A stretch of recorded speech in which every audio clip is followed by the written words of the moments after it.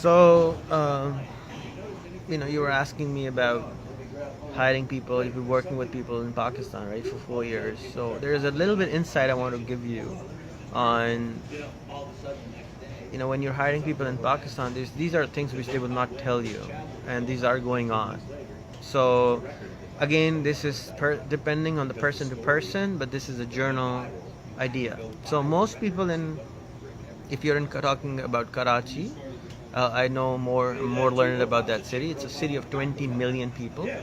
Pakistan is a country of 200 million people. 50 to 70% of the country does not know how to read their name in any language. Right? So, and there are lots of classes of people. Not even though religion doesn't allow that, but there are still classes of people. So there's a maid working for you, there's a driver in most people's house. Even if you're like a person who's making $150 a month or $200 a month, there's a maid coming to your house to clean stuff, or at least clean the toilets for you. There's somebody's always going on. These are the perks, you can call them, people have. Nobody does stuff with their own hands, so you always call a plumber or an electrician to do even like a bulb change thing. You want to change the bulb, you don't do it yourself. Normally people will get an electrician who costs $1, $2 to fix it, and they will come and do it. Most people in Karachi, for example, will travel an hour one way in a bus. The bus costs 20 cents to 25 cents, but it's jam-packed at evening hours in the morning. And so they're like grinded like this when they're traveling. So imagine they're coming to work, but they just experience like a very, very tough experience just to travel. You could just get tired just on being on the bus for an hour and a half or hour, squeezed up, right? You get used to it, but doesn't mean it's comfortable, right? The moment you land into the office, normally all the software companies have air conditioning and everything going on, and it's nicer, cleaner space, but the outside is not that clean of a place. So now you're expecting them to work with an American person, and you're working with them at par. And most people think that the software engineer in the U.S. in Silicon Valley will cost you $100,000 to $180,000 a year. Whereas, where do you live? Vegas. So I don't know how much you pay to people. If you have anybody in the U.S., you don't even know. But a lot of people pay that much money. I just came from the Valley. That's the market rate over there. 180 to 100,000, 100K minimum to 180. Otherwise, they can't just live, right? It's just too expensive. But in Pakistan, you can get for $1,000 to $2,000 a month, or $24,000, one of the best programmers on the planet, because he would be experienced, 10 years experience, everything, $2,000, right? So, but they're still facing all these challenges, right?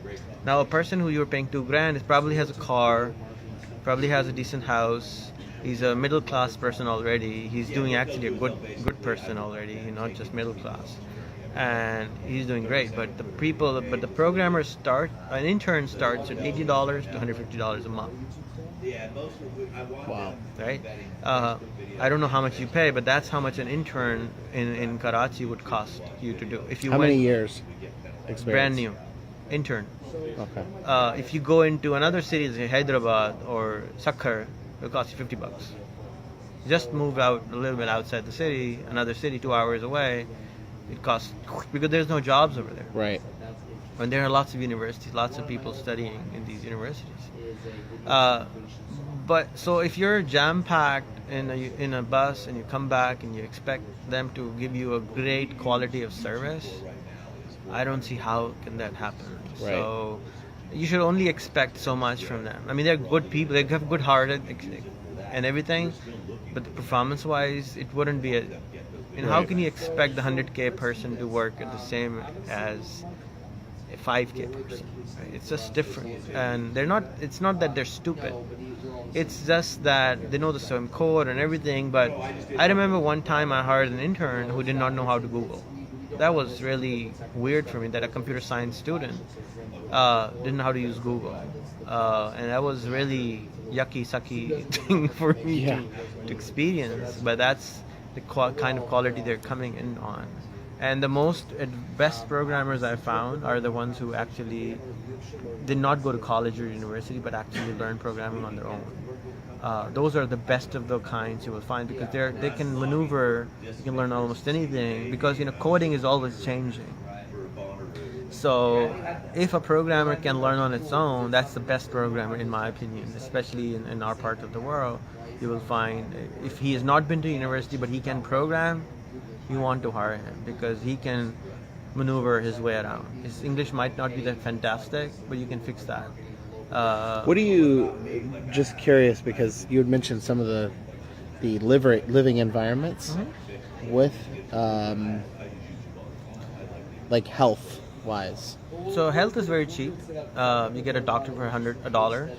I'm more concerned about like, is it normal to experience lots of sick days? Not really. Okay. Depends on the person. If a person does not have good work ethics, he would be get a lot of sick days. if he has just flu, he should be working. Again, depending on the city, there shouldn't be a lot of sick days. I mean, I don't. I mean, it depends on the person's character. If he's taking a lot of sick days, he's not. Well, I don't know if it's a lot of sick days compared to the way I am. I very rarely get sick, but you get sick a lot. Very rare. Yeah. It depends.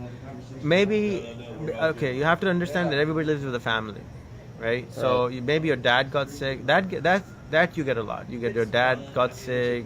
I took my dad to the hospital. I took my mom to the hospital. I took my sister to the hospital. Nobody wants to go alone. Everybody takes their son along. Sure. And that's the problem. That's a big problem which they don't understand. Another thing is that the mindset of the parents is also very different. So a tip for anybody who wants to hire people in Pakistan is to get a laptop for their parents, get a smartphone for their parents also, invest in their family also, make their family.com oriented so that and make them a lot of American friends so that their family also understand how the Americans work, what the work ethics are, what the norm. I mean, if you talk to the dad and mom or if the mom and dad of that guy is your friend, first of all, he's never going to leave you. Second, he will listen to his dad, so you can influence him through his dad because you can say, hey, why is he getting sick so much? Yeah. Maybe so. Well, all of a sudden, he's not going to get sick anymore. Now we work with a company there, so the company that we work with we employ, I don't know exactly how to say it because we have a relationship with them and have anywhere from 5 to You have to outsourced 10. your business to a company which manages your people for you. Right. They have 30 employees working for them. We at any given time may have as many as 10 to 15 of their employees working for us. Okay. The manager of the team sometimes will get ill.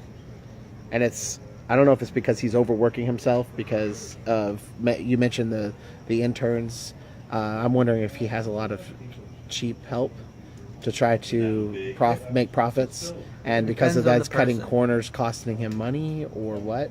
But it seems sometimes that he has those types of issues. But you're always cutting corners in Pakistan because the fact is you're giving people work in Pakistan because it's cheaper, right? And similarly, they want to make a buck also. They want to save as much as you can. You're saving as much as you can, so why shouldn't they save as much as you can? But if you make sure that you tell them, look, I'll pay you double. Yes. But you need to make sure I have to know who's the guy, what's his I want to talk to him for 10 minutes. So that way you can know for sure that, what kind of, the perks I'm offering you, I'm saying, get them a laptop, get them a smartphone. It's only $110 to get all of those. I mean, a laptop is $60 in Pakistan. Yeah. Smartphone is $50. It's not expensive. And the service is only $2 a month. It's not expensive to do all this. It's just a perk. How do you get those things? Just buy them online or just, I can hook you up with a seller and they can just deliver. But it's must that they should do it because it'll improve the performance. If your performance of your team can improve 20%, that's amazing, right? Yeah. I mean, 20% is a great advantage just by getting their parents on Facebook can help you. I mean, how cool is that? And then you can just say, hey, or send them a Christmas card to their family. That would change everything. Just send them a Christmas card, or a season's greeting card to their family. They'll just change. They will go upside down. Yeah. Well, we send frequently bonuses. But that's money they're getting. Without their okay. mother is not getting anything, right? The father is not getting anything. Okay. You're sending a postcard to the family. To the family would change everything for them, because now you're attached. We're a very hospitable country. We're very humble people. If you earn our respect. Remember, Taliban's did not hand over Osama because there's 4 laws which Pathans have. When you have a guest in your house, there's no way on earth you are giving him up. You're protecting the guest more than your own family.